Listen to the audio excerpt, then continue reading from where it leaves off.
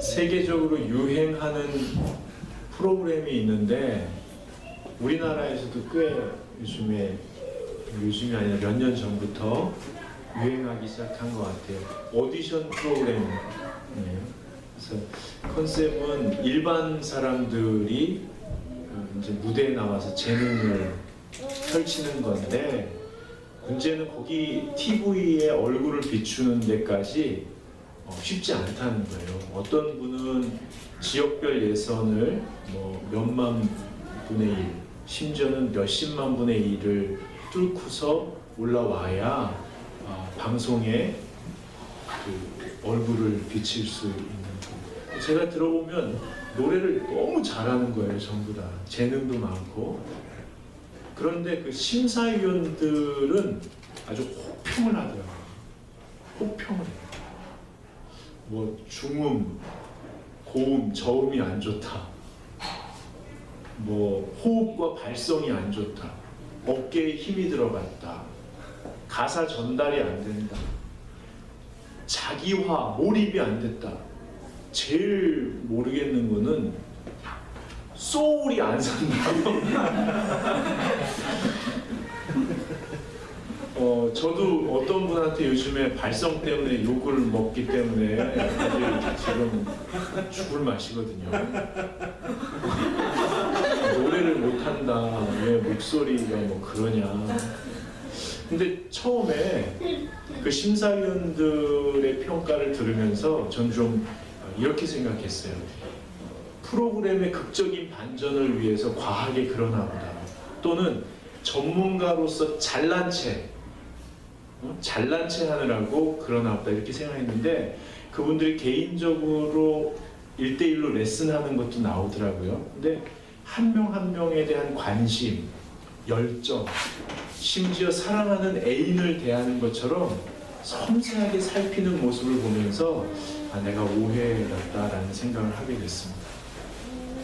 얼마 전에 19살짜리 여자아이가, 소녀가 등장을 했어요.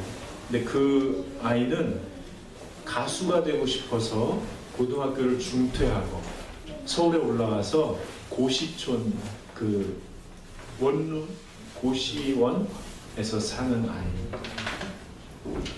라면과 김밥으로 끼니를 때우고요. 심지어 굶을 때도 있고 뭐 이렇게 노래 연습을 하는 아이인데 나왔어요. 이 아이가 뭐라고 하냐면 고된 훈련도 참을 수 있다. 연습도. 빈궁한 삶도 버틸 수 있다. 근데 못 견디게 아픈 게 있는데 그게 뭐냐면 가족들의 말이라는 거예요. 자기가 학교를 그만두고 서울로 올라간다고 할 때 아버지가 그랬대. 너 같은 게 무슨 가수가 되나. 너 같은 게.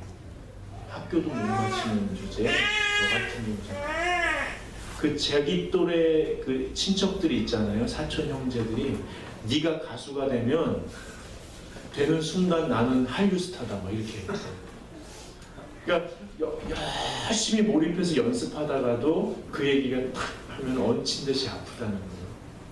근데 그 아이가 그 고백을 하면서 노래를 시작하는데 왠지 주눅든 표정? 저는 노래를 모르잖아요. 그러니까 또 지가 그렇게 얘기하니까 노래를 못하게 느껴지는 거예요. 어떤 걱정이 들었냐면 야, 쟤 또 혹평을 듣겠구나. 노래를 맞췄어요. 근데 한 심사위원이 이러는 거예요. 내가 지금까지 몇 년 동안 심사평을 했던 모든 것 예를 들어서 호흡 반 소리 반 말하듯 노래해라 자기다운 소울 하여튼 이런 모든 것이 실현된 실체를 봤다. 이 아이가 기타로 있다가 울음이 터지는 거예요. 내가 지금까지 했던 모든 심사평이 모두 실현된 실체를 봤다. 감동적이었습니다. 전 잘 모르지만 여러분 제가 이렇게 보면 진짜 열심히 사는 분들이세요. 정말 열심히 사는 분들이죠.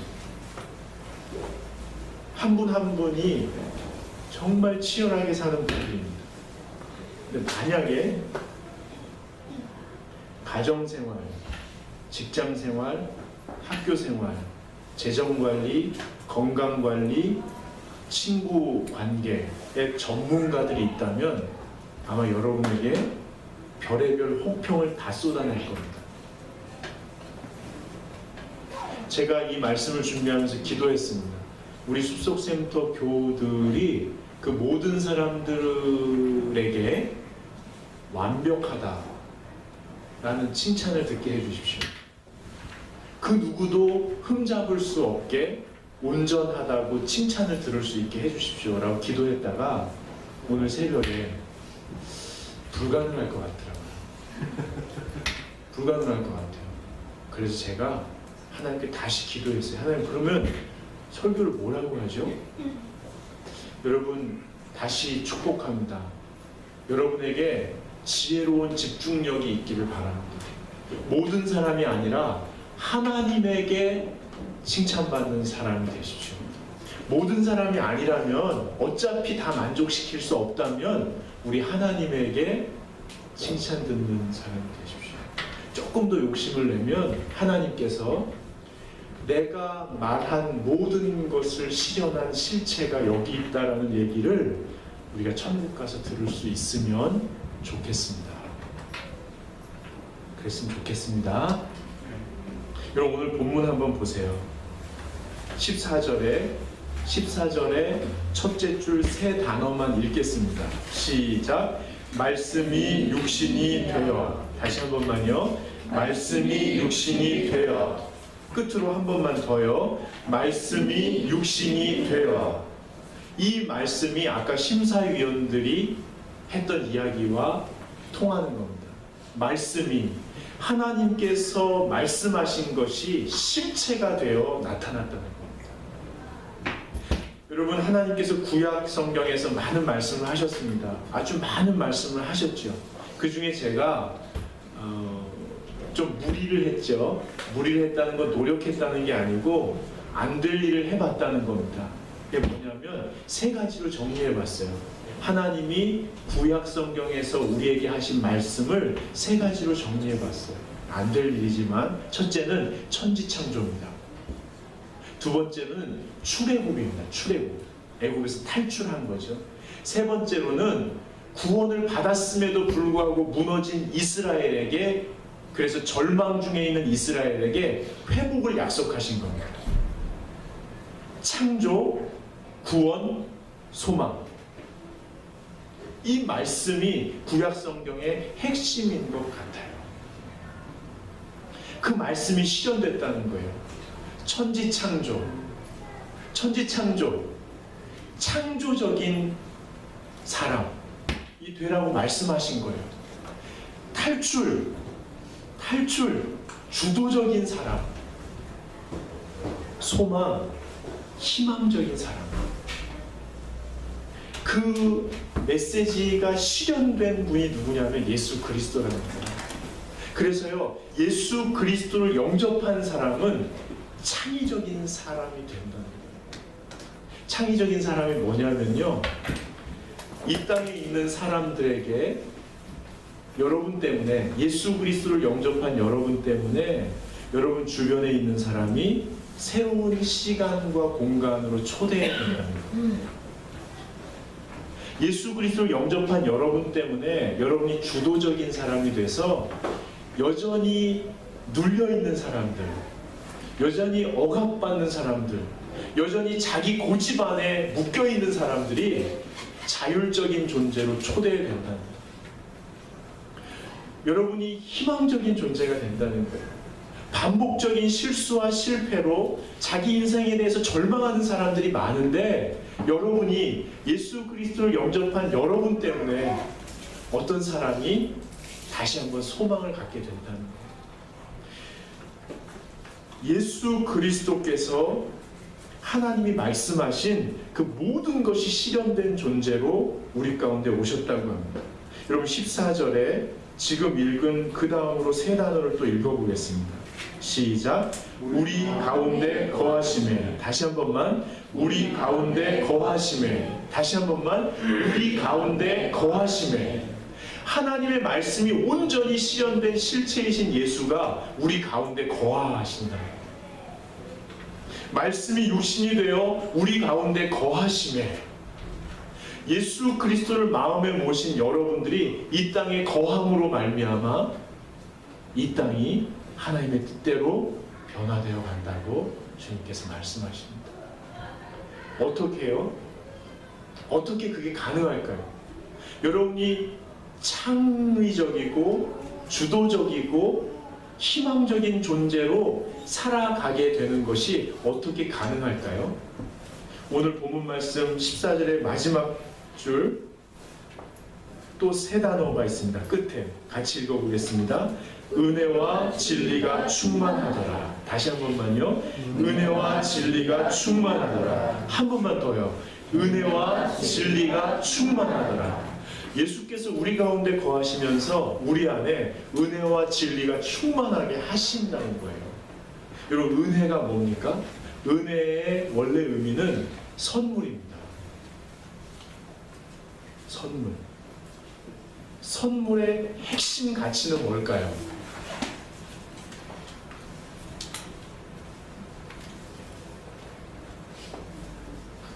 조항종 목사님 가끔 저한테 선물을 주세요. 얼마 전에도 커피를 주셨어요. 맛있게 먹었습니다. 혹시 나중에 돈 받으실 건가요? 아니죠? 아니시죠? 예. 저 뒤에 보면 유아 세례 받는 승아에게 축복의 말을 쓰는 카드가 있는데 다 써주세요. 그 이제 책으로 만들어서 승아에게 줄 거거든요. 여러분, 선물의 핵심 가치는 공짜입니다. 다시 한번 따라해 보세요. 선물의 핵심 가치는 공짜입니다. 그게 선물에서 다 덜어내도 덜어낼 수 없는 마지막 가치는 공짜입니다. 예수님께서 은혜를 주신다. 이 공짜로 뭔가 주시는데 예수님께서 십자가를 지셨습니다. 이 사건은 신께서, 하나님께서 이 사건으로 말미암아 우리에게 주고 싶은 메시지가 있습니다. 너는 신의 생명만큼 소중하다. 너는 신의 생명만큼 소중하다. 너는 온 우주 만물보다 더 무거운 존재다. 이 두 가지가 신이 예수 십자가의 사건으로 우리에게 주시고자 하시는 핵심 메시지입니다. 이 메시지에는 if가 없습니다. 교회 다니면 술, 담배를 끊으면 거짓말을 하지 않으면 사람을 때리지 않으면 이런 if가 붙지 않습니다. 온 우주 만물에게 모든 사람에게 선포된 그냥 받을 수 있는 메시지입니다.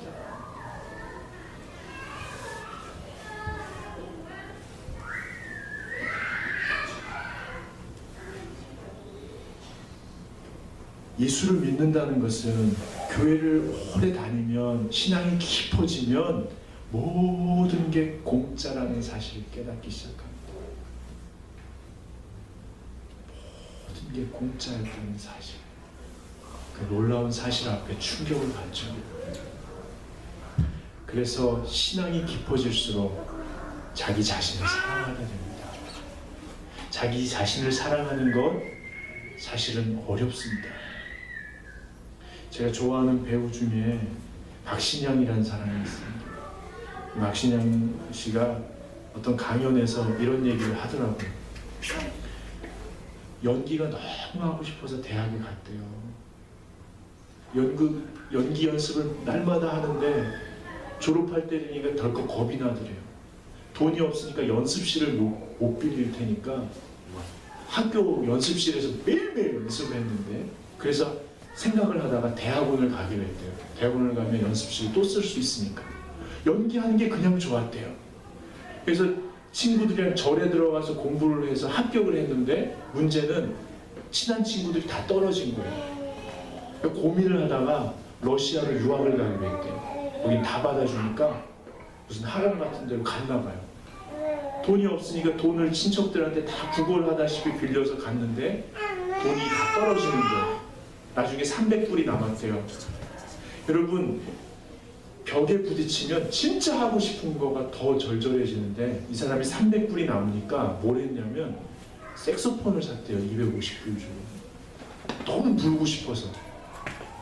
50불 남았잖아요. 돈이 또 줄어드는 거예요. 무슨 생각을 했냐면 거리에 나가서 이거 해야겠다. 근데 실력이 안 느는 거예요. 너무너무 힘든 거예요. 러시아 말을 배워가지고 자기 담당 교수에게 제일 많이 물어봤던 말이 뭐냐면, 러시아 말로, 교수님 왜 나만 이렇게 힘들어요? 지금까지 살아온 나를 보니까 왜 나만 이렇게 힘들고, 오늘도 힘들고 내일도 힘들어요. 왜 나만 힘들어요? 교수님을 보면 그걸 러시아 말로 막 했대요. 무시가 없어 뭐 이런. 그러니까 교수님이 아무 말씀도 안 하시고 시집을 한 권 주시대요. 이거 공부해와라. 아니 러시아 말 번역해가지고 막 공부를 했는데요, 거기 이런 문장이 있더래요. 당신의 인생이 왜 힘들지 않아야만 된다고 생각하십니까? 당신의 인생이 왜 힘들지 않아야만 된다고 생각하십니까? 한 번도 생각해 본 적이 없는 생각이에요. 충격을 받았대요. 가만히 생각해 보니까 진짜 힘들 때가 있으면 좋을 때가 있고, 좋을 때가 있으면 힘들 때가 있더래요. 그래서 인생은 좋은 것과 힘든 게 50대 50이구나 이렇게 생각이 됐대요. 근데 가만히 생각해 보니까 힘든 게 더 많더래요. 힘들다가 기쁘고 힘들다가 기쁘고 그렇더래요. 그렇다면 힘든 게 인생에 좋게 봐서 50%라면, 힘든 인생을 가까스로 버티고 있는 나 자신을 사랑해 주지 않으면 나는 내 인생의 절반을, 아니 그 이상을, 아니 내 인생의 실체 자체를 내 스스로 거부하는 것이다 라는 생각이 버뜩 들더래요. 여러분, 나 자신을 사랑하는 것은 힘든 인생, 내가 선택한 그 힘든 인생을 가까스로 버티고 있는, 그래서 별 볼 일 없는 것처럼 느껴지는 나를 예수 십자가의 눈으로 바라봐 주는 겁니다. 그 저주의 십자가를 버티고 버텼던 그 주님의 그 희생에 동참하고 있는 우리의 그 모습을 사랑으로 바라보는 겁니다. 예수님이 은혜를 충만하게 하신다고 하는 것은 우리가 우리 스스로를 은혜롭게 사랑으로 바라볼 수 있게 도와주신다는 것이죠. 또 진리가 충만하게 하신다고 합니다. 진리, 사실이 힘입니다. 정말 힘 있는 건 사실밖에 없습니다. 재판을 혹시 받아보신 분은 아실 거예요. 그게 아니더라도 팩트가 파워입니다. 예수 부활의 사실이 우리의 능력이 됩니다. 죄와 죽음을 이기고 넘어서게 하신 그 진리가 우리를 힘있게 합니다.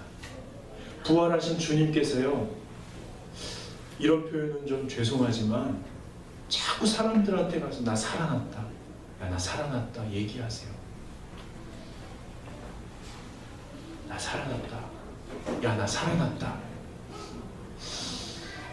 신께서 쫙 나타난 게 아니에요. 한 사람 한 사람 찾아다니, 나 살아났다, 나 살아났다. 뭔가 하실 말씀이 있었던 거예요. 너도 살 수 있다는 거예요. 이 부활의 사건이 우리에게 주는 하늘의 메시지가 있습니다. 네가 넘지 못할 장애는 없다. 네가 뚫지 못할 장애, 진리 그 메시지는 그것입니다. 네가 넘지 못할 장애는 없다. 네가 뚫지 못할 장벽은 없다.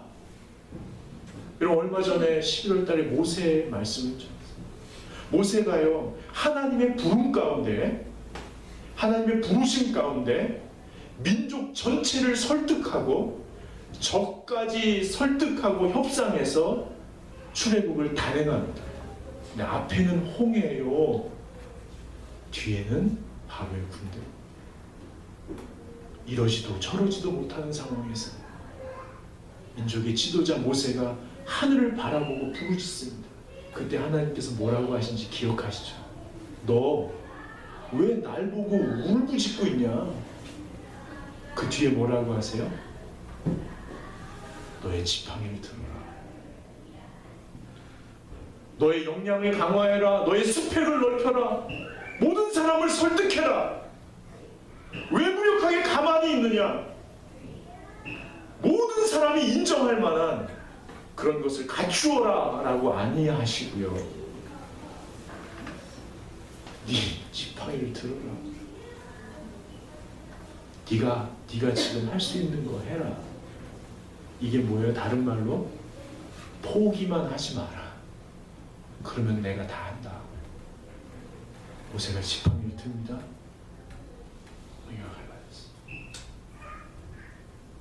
여러분, 재미난 얘기 할까요? 여기 학교 다니는 사람 있고 학교 다녔던 사람들이니까 경험했을 거예요.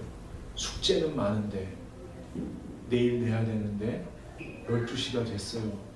잠이 너무 와요. 제가 많이 써서 12시라고 하는 거예요. 전 9시예요.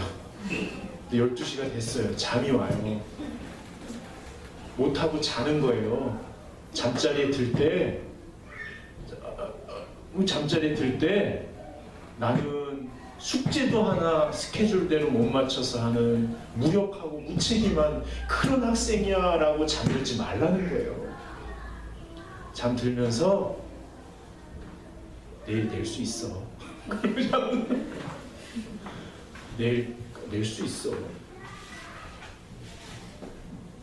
아침에 일어나서 하면 돼. 나머지 하나님이 하시잖아. 12시까지 버텼으면 최선을 다한 거예요. 더 닥달하지 말라는 거예요. 포기만 하지 말라는 거예요. 상황이 그래도. 여러분, 안젤리나 졸리 아세요? 유명한 배우예요. 잘생긴 사람 있어요. 안젤리나 졸리. 안젤리나 졸리가 이번에 감독 데뷔하는 작품이 있어요. 12월 말에 개봉한대요. Unbroken, 맞죠? Unbroken. 부제가 있습니다. 부제. 제2차 세계대전에서의 생존 회복 구원.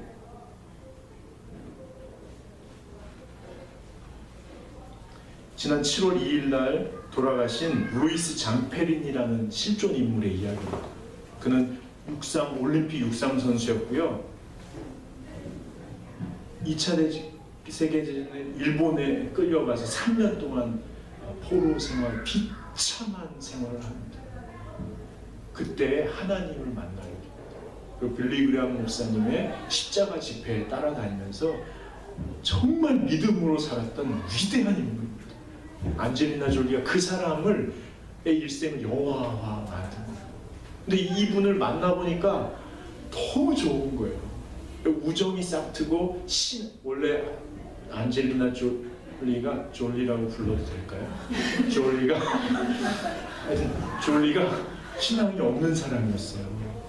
교회도 안 다니고. 근데 그분과의 우정 속에서 예수님을 만난 거예요.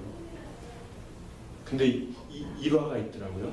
마지막 모든 영화 촬영을 마치고 마지막 장면을 찍는데 호주의 그 넓은 광야에 수백 명의 스태프랑 배우들이 모였어요. 촬영 장비를 다 가지고. 딱 촬영을 로봇만 찍으면 이제 마지막인 거예요. 근데 시작하려고 하는데 폭풍과 물이 오는 거예요. 비구름, 바람이. 다 철수하고 광야에서 나와야 되는 거예요. 나왔다가 다시 다 섭외해서 다시 들어와야 되는 거죠. 근데 졸리가 직접 저한테 얘기한 건 아닌데 누가 이제 기사화했더라고요. 근데 졸리가 자기들한테 그랬대요. 그 현장에 있던 사람이.